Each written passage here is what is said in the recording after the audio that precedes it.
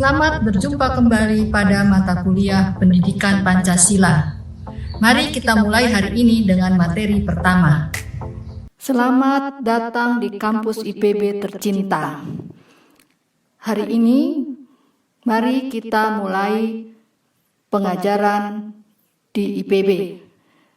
Diawali dengan materi pendidikan Pancasila. Anda semua sudah mengenal istilah Pancasila, dan di pendidikan tinggi diberikan kembali sebagai mata kuliah kompetensi umum. Nah, untuk awalnya perlu diketahui bagaimana materi pendidikan Pancasila yang diberikan di IPB. Pancasila sebagai cahaya dalam kehidupan bangsa Indonesia, yang dalam kehidupan sehari-hari berfungsi sebagai sumber mata air yang mengalir dalam tubuh masyarakat Indonesia tanpa pernah berhenti, supaya selalu sehat, mempunyai semangat berkarya, dengan memberi, mencari, dan mencapai kebahagiaan bersama. Oleh karena itu, perlu dipahami deskripsi mata kuliah pendidikan Pancasila. Di IPB, mata kuliah pendidikan Pancasila sebagai mata kuliah wajib bidang program pendidikan kompetensi umum, bertujuan membangun dan membina sikap, perilaku, pola pikir, wawasan, pengetahuan, dan keterampilan mahasiswa yang sesuai dengan nilai-nilai Pancasila, yaitu nilai-nilai religius, humanis, nasionalis, bekerja sama, dan berkeadilan, melalui pemahaman Pancasila secara historis, meliputi sejarah perkembangan pemikiran Pancasila. Secara yuridis, yaitu pemahaman tentang posisi Pancasila dalam tata peraturan perundang-undangan. Dan secara filosofis, mencakup Pancasila sebagai sistem filsafat, Pancasila sebagai sistem etika, Pancasila sebagai pandangan hidup, Pancasila sebagai dasar negara, dan Pancasila sebagai ideologi bangsa. Serta Anda semua sebagai generasi penerus diminta untuk membuat program aksi generasi milenial dalam memajukan negara bangsa Indonesia. Sebelum memahami lebih lanjut tentang capaian pembelajaran, perlu difahami peta capaian kognitif. Diawali dengan pengetahuan, bagaimana upaya mengingat fakta-fakta dan fenomena-fenomena, kemudian penjabaran, menjabarkan informasi dan mengubahnya ke bentuk lain. Lebih tinggi lagi adalah penerapan, menggunakan fakta untuk menyelesaikan masalah, kemudian analisis, bagaimana kita mengidentifikasi fakta dan membuat perbandingan-perbandingan. Lebih tinggi lagi adalah evaluasi, bagaimana mengkombinasikan informasi dan mengembangkan ide-ide baru. Dan yang paling tinggi adalah cipta, menilai sesuatu untuk menyimpulkan. Slide ini menjelaskan tentang capaian pembelajaran. Mahasiswa diharapkan, pertama, mampu menunjukkan kesadaran, kepedulian, dan komitmen untuk turut serta menyelesaikan berbagai persoalan fundamental masyarakat, bangsa, dan negara berdasarkan nilai-nilai Pancasila. Kedua, mampu menjelaskan arti penting Pancasila bagi dirinya, masyarakat, NKRI, dunia, di masa lalu, masa kini, dan masa yang akan datang. Ketiga, mampu merumuskan karakter diri pribadi berlandaskan religius toleran, humanis, nasionalis, demokrasi, dan adil. Keempat, mampu menghasilkan karya-karya inovatif kreatif yang bersumber pada nilai-nilai Pancasila sebagai kontribusi nyata bagi kemakmuran masyarakat, bangsa, dan negara Indonesia. Kelima, mampu membandingkan ideologi Pancasila dengan ideologi-ideologi besar yang ada di dunia.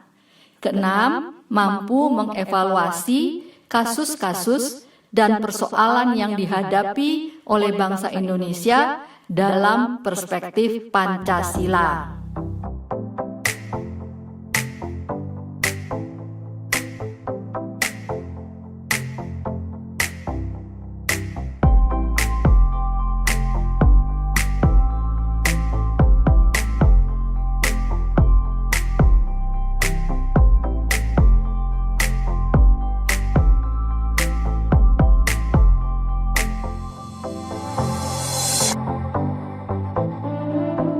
Slide ini menjelaskan tentang kegiatan akademik. Awal perkuliahan sudah dimulai tanggal 7 September, lalu akhir perkuliahan nanti tanggal 19 Desember. Di antaranya itu akan ada ujian tengah semester pada tanggal 19 sampai 31 Oktober dan ujian akhir semester pada 4 sampai 16 Januari tahun depan. Nah, di antara 14 kali tatap muka, Anda akan mendapatkan tugas individu dari masing-masing dosen. Direncanakan akan diberikan tugas individu pada minggu kedua dan harus dikumpulkan pada minggu kelima untuk yang pertama. Tugas individu yang kedua akan diberikan pada minggu ke-9 dan dikumpulkan pada minggu ke-12. Tolong dicermati, tolong diingatkan para dosennya agar waktu-waktu ini kita tepati bersama. Slide ini menjelaskan tentang penilaian dan skor. Penilaian terdiri dari ujian tengah semester 40%, ujian akhir semester 40%, dan tugas masing-masing 10% sehingga total nilai 100%. Sebaran nilai akhir mengikuti standar penilaian yang telah ditetapkan di dalam POB IPB. Jadi huruf mutu mulai dari A, AB, B, BC, C, D, dan E dengan rentang skor masing-masing sesuai dengan yang dijelaskan pada slide ini. Ketentuan lainnya adalah mahasiswa diharuskan berpakaian sopan saat pelaksanaan kuliah secara online atau platform virtual meeting. Presensi dapat diisi melalui aplikasi IPB Student dan juga akan dipantau melalui kehadiran dalam platform virtual meeting. Dosen tidak membolehkan adanya kecurangan dalam ujian dan tindakan plagiarisme dalam menyelesaikan tugas. Apabila ditemukan seorang mahasiswa melakukan kecurangan dalam ujian atau tindakan plagiarisme, maka mahasiswa yang bersangkutan akan memperoleh nilai 0 untuk tugas tersebut. Tidak ada ujian perbaikan atau ujian ulangan. Mahasiswa dan dosen harus mentaati peraturan tata tertib pelaksanaan perkuliahan sesuai dengan prosedur baku yang berlaku di IPB. Selanjutnya, silahkan dicermati slide tentang jadwal dan materi pembelajaran. Minggu pertama, pendahuluan, mencakup topik deskripsi dan capaian pembelajaran mata kuliah, kontrak perkuliahan, gambaran umum isi mata kuliah. Minggu kedua tentang pemahaman Pancasila secara historis, bagian ke-1. Subtopiknya adalah sejarah perkembangan pemikiran Pancasila. Minggu ketiga adalah pemahaman Pancasila secara historis, tetapi bagian kedua. Mahasiswa dalam hal ini diminta untuk mentelaah video sejarah, kemudian membuat tugas rangkumannya, dan nanti dipilih, ditunjuk siapa yang mempresentasikan di dalam kelas, kemudian dilakukan diskusi singkat. Minggu keempat adalah topik tentang pemahaman Pancasila secara yuridis, bagian ke-1. Mencakup subtopik posisi Pancasila dalam tata peraturan perundang-undangan, lalu identifikasi penerapan nilai instrumental dan nilai praksis Pancasila dalam kehidupan berbangsa dan bernegara. Minggu kelima, lanjutan dari pemahaman Pancasila secara yuridis bagian kedua. Subtopiknya adalah kajian penerapan nilai instrumental dan nilai praksis Pancasila dalam pengembangan keilmuan pertanian dalam arti luas, lalu dilanjutkan dengan diskusi kasus terkait dengan sila 1 dari Pancasila. Minggu keenam, tentang pemahaman Pancasila secara filosofis, bagian ke-1. Subtopiknya adalah Pancasila sebagai sistem filsafat, dan dilakukan diskusi kasus terkait dengan sila kedua dari Pancasila. Minggu ke-7, tentang pemahaman Pancasila secara filosofis, bagian kedua, yaitu subtopiknya adalah Pancasila sebagai sistem etika, dan dilanjutkan dengan diskusi kasus terkait sila ketiga dari Pancasila. Setelah minggu ke-7, maka Anda semua mengikuti dulu ujian tengah semester.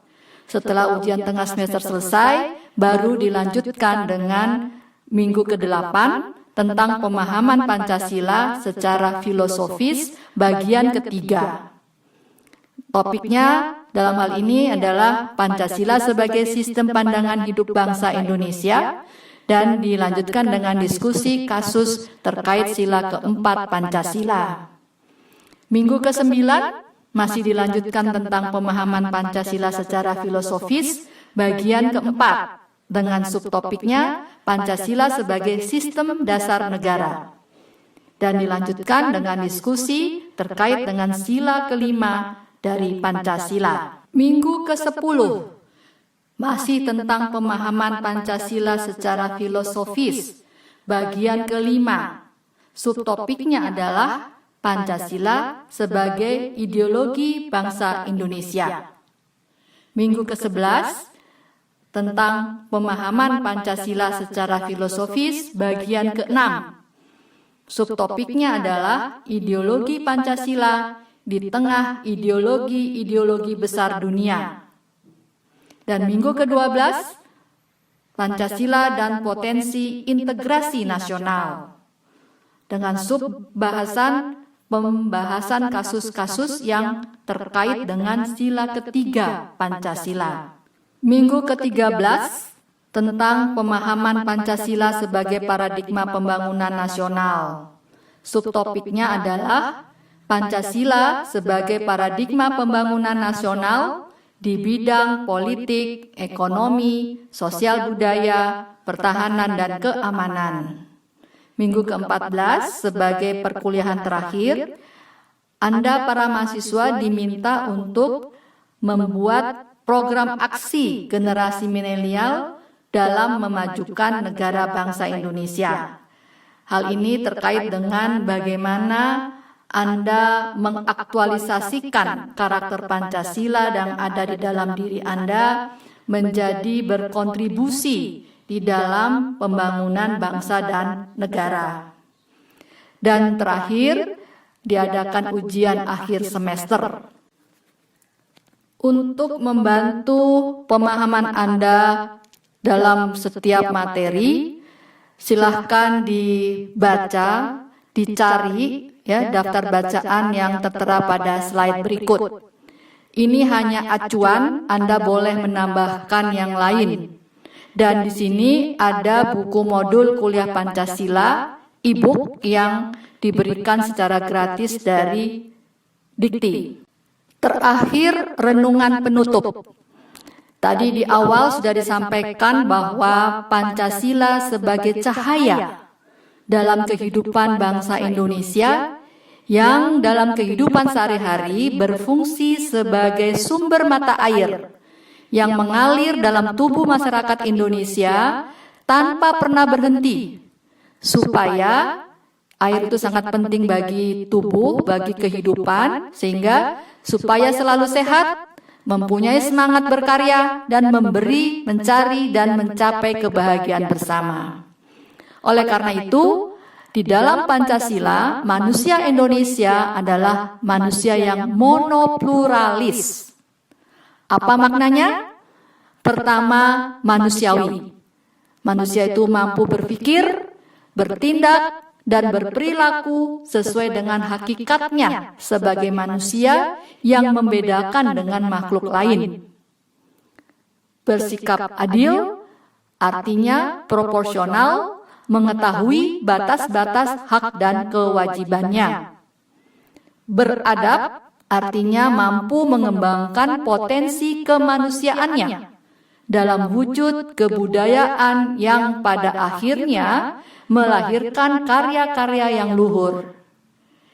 Kita sebagai insan IPB wajib menguasai iptek merah putih terkait dengan iptek untuk pengembangan pertanian dalam arti luas.